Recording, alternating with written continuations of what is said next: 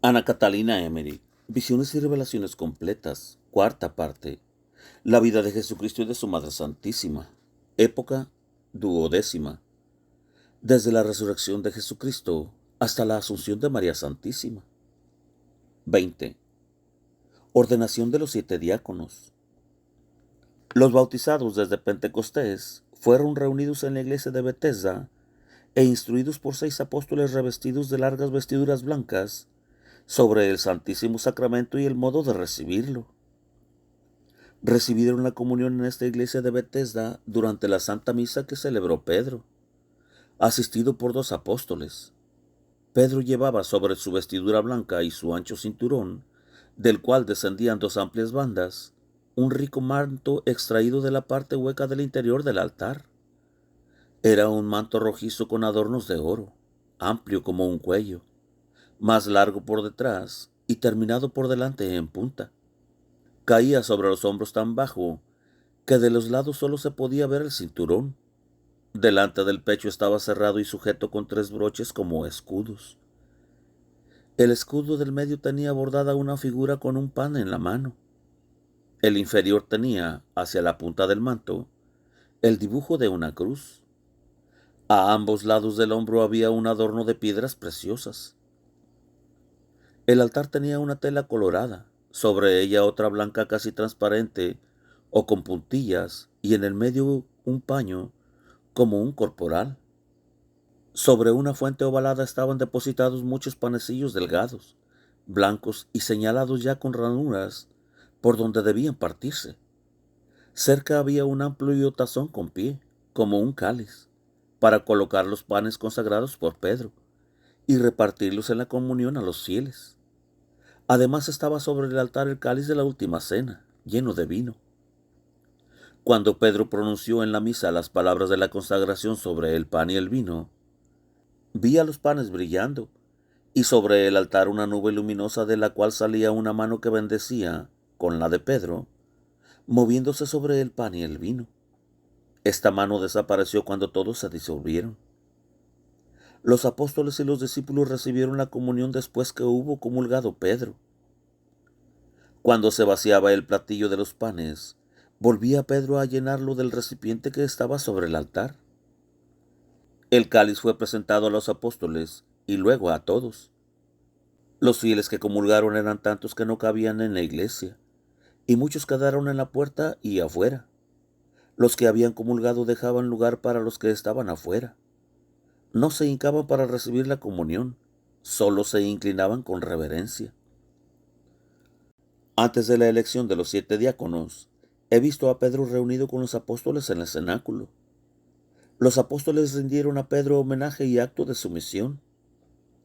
Lo llevaron delante del Santísimo, donde Juan le puso la capa magna, otro la mitra sobre la cabeza, y otro le dio el báculo.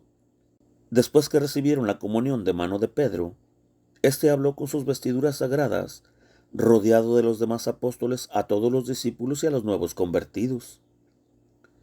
Entre otras cosas dijo que no era conveniente que se dejase la palabra de Dios y la predicación para atender a la distribución de los alimentos y de los vestidos. Lázaro, Nicodemo y José de Arimatea no se ocuparían ya del cuidado de los bienes materiales de la comunidad, pues eran sacerdotes. Habló algo más sobre el orden en el cuidado de los huérfanos, de las viudas y la distribución de las limosnas. Esteban, un joven de bello aspecto, se adelantó y se ofreció para algún oficio. Entre los demás he reconocido a Pármenas, uno de los más provectos en edad. Había algunos algo morenos y bastante jóvenes, que no habían recibido aún el Espíritu Santo. Pedro les impuso las manos y les colocó la estola cruzada. Sobre aquellos que no habían recibido aún el Espíritu Santo, vi que descendió una luz. Luego he visto cómo se les hizo la entrega de los bienes de la comunidad a los 7 diáconos, y cómo se destinó la casa de José de Arimatea para depósito de estos bienes comunes. Esta casa no estaba lejos de la de Juan Marcos, que ayudaba a los diáconos en sus tareas. Estas provisiones fueron transportadas en asnos a la nueva casa. Había algunas monedas que eran como hojas delgadas, enroscadas unas con otras. Otras eran timbradas, prensadas y ensartadas como en cadena, y otras eran hojitas ovales delgadas. La mayor parte de las provisiones consistían en grandes paquetes de ropa, telas, mantas, vestidos y muchos utensilios de cocina y de comedor. Al día siguiente de la entrega de la casa de José de Arimatea, vi a los apóstoles en diversas partes de la Judea. Pedro obraba más milagros que los demás. Echaba demonios de los posesos, resucitaba muertos, y hasta he visto un ángel delante de él que iba a las gentes y les decía que hicieran penitencia y fueran a presentarse a Pedro. He presenciado también la curación del tullido. Eran las 3 de la tarde cuando vi a Pedro con Juan y otros discípulos dirigirse al templo. También María con otras mujeres fue allá. Un tullido había sido llevado en una camilla portátil delante de la puerta del templo. Pedro y Juan hablaron algunas palabras con él al subir al templo.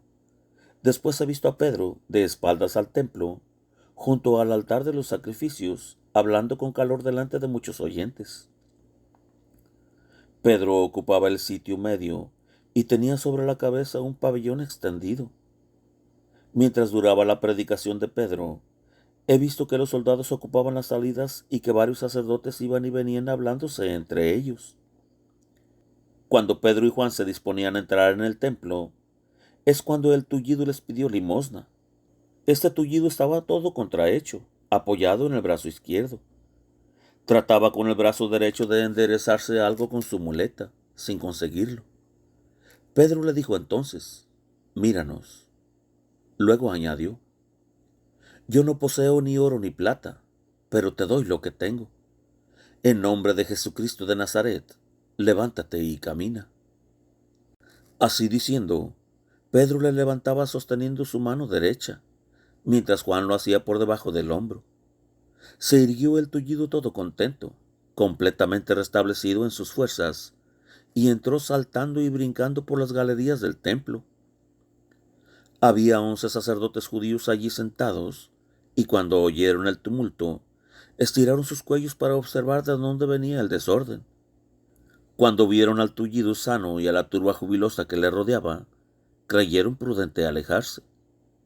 Pedro y Juan se acercaron al antevestíbulo, y el primero ocupó el sillón de enseñanza, que estaba en el mismo lugar donde Jesús a los 12 años contestaba a los doctores de la ley. El tullido se acercó a Pedro y permaneció delante de él, escuchando, rodeado de muchos judíos y bastantes extranjeros que habían venido a las fiestas. Pedro siguió enseñando largo tiempo, muy entusiasmado. Cuando se hizo oscuro, he visto que los soldados prendieron a Pedro, a Juan y al tullido, y los metieron en la cárcel, precisamente en el patio del juzgado donde Pedro había antes negado a Jesús. Al día siguiente los soldados del templo sacaron a Pedro, a Juan y al tullido de la cárcel, y con malos tratos los llevaron ante Caifás y los demás sacerdotes reunidos. Pedro estaba en la misma grada donde había estado el divino maestro. Pedro habló con calor. Luego he visto que los dejaron libres. Los demás apóstoles y discípulos habían pasado la noche en continua oración por los que estaban en prisión. Cuando Pedro y Juan, vueltos del juicio, contaron lo que les había sucedido, se alegraron grandemente y dieron gracias a Dios. Mientras esto sucedía, tembló de nuevo toda la casa, como había sucedido el día de Pentecostés.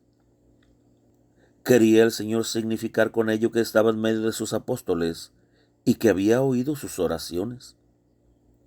Habló Santiago el menor y dijo que el Señor le había dicho a él solo, en la aparición del monte de Galilea, que después que Pedro y Juan subieran al templo y fueran tomados presos y soltados, a partir de ese momento debían mantenerse más ocultos. Tomando en consideración este aviso del Señor a Santiago, cerraron las puertas de la casa. Pedro tomó el Santísimo Sacramento en una especie de bolsa colgada del cuello, y con los demás apóstoles y discípulos se retiraron a Betania. Se dirigieron allá en 3 grupos. María Virgen los siguió a Betania.